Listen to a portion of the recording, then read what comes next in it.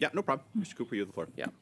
Well, thank you very much, Mr. Chair, and I want to speak in strong support of this motion that is imperative towards getting to the bottom of how it is that Annette Verschaeren was appointed chair of SDTC, notwithstanding the fact that her companies had received $20 million in funding, putting her in multiple conflicts of interest, how it is that the decision was made by these Liberals to appoint an individual as chair of SDTC who was conflicted the first time in the history of SDTC that a chair was appointed who had multiple conflicts, and what followed upon her appointment by these Liberals, by Minister Baines, was a corrupt racket in which taxpayers got ripped off as Liberal insiders got rich. That is confirmed by the findings of the Auditor General that found $390 million of taxpayer money improperly went out the door, including $330 million taxpayer dollars that were funneled into the pockets, or at least into the companies, of board members. 186 conflicts of interest identified by the Auditor General. That is the result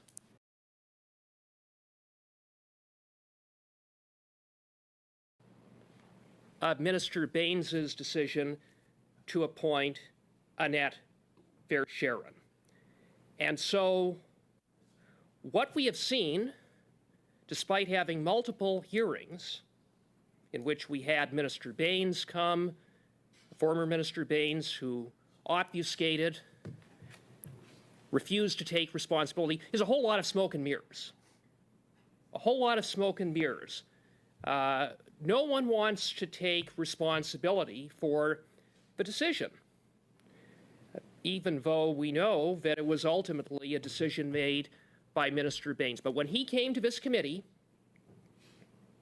he said, my responsibility as minister is to make appointments. But then when he was pressed about the appointment of Verschaeren, he said, oh, well, it really wasn't my decision. There was a process. It was an open, transparent, and merit-based process, and it was led by PCO, and essentially PCO made the decision, and he had to live with it. He didn't expressly state that, but that is in essence what his answers were when I repeatedly asked him if he accepted responsibility for the appointment of Verschaeren. Not once did he acknowledge that the buck stopped with him, that it was his decision, he didn't take responsibility. And what's worse is that Minister Baines left this committee with the impression that he had two names, Verschaeren and one other individual who then withdrew, and he left this committee with the impression, he certainly didn't clarify the record, that, you know, the process was the process and he was respecting the process, nothing more than that. We now know that that isn't true. We know today that Minister Baines had 6 names that were provided in the advice letter from a PCO.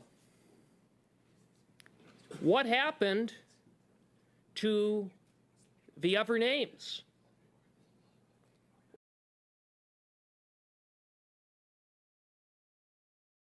It appears that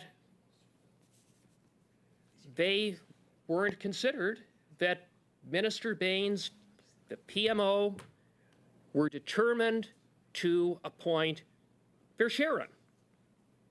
Why else is it that the former CEO, Leah Lawrence, was specifically instructed by Minister Baines to talk to Verschaeren, but she wasn't asked to talk to anyone else? Why? Why wasn't she asked to talk to the other four individuals? Because one withdrew because they had a conflict. So what happened to the other four names? Why was Leah Lawrence left with the impression that there were only two names, one of whom had withdrawn? Why did Minister Baines specifically identify Verschaeren, someone, again, I underscore, had conflicts of interest, who, to her credit, I'll give her very limited credit, but at least she identified that she had conflicts. But the minister evidently didn't give a damn about those conflicts. And we now have what we have, which is $390 million of taxpayers' dollars that has essentially been misallocated, misappropriated, and funneled in to the companies of a bunch of liberal insiders that makes the sponsorship scandal look small in comparison.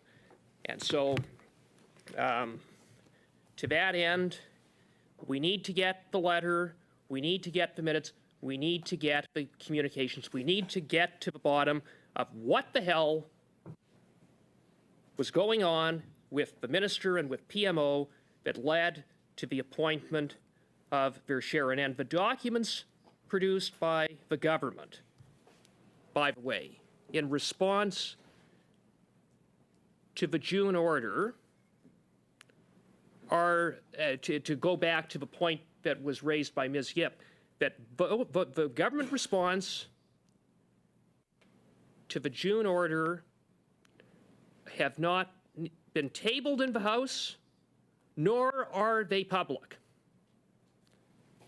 Frankly, that was by deliberate design, number one, to avoid the need for translation and all the delays that come with that. And secondly, to minimize any reasonable arguments the government might make to justify the redactions. And thirdly, to be consistent with our motivations that the motion was about getting the information to the Mounties. So where Ms. Yip was going, with the greatest respect, is just not correct. It's not accurate. And it underscores why this motion needs to pass, why we need to get these documents, these communications to this committee as expeditiously as possible so that we can continue to probe to get to the bottom of how Canadian taxpayers got ripped off to the tune of $390 million and how liberal insiders appointed by Navdeep Baines got rich. Thank you. Ms. Yip.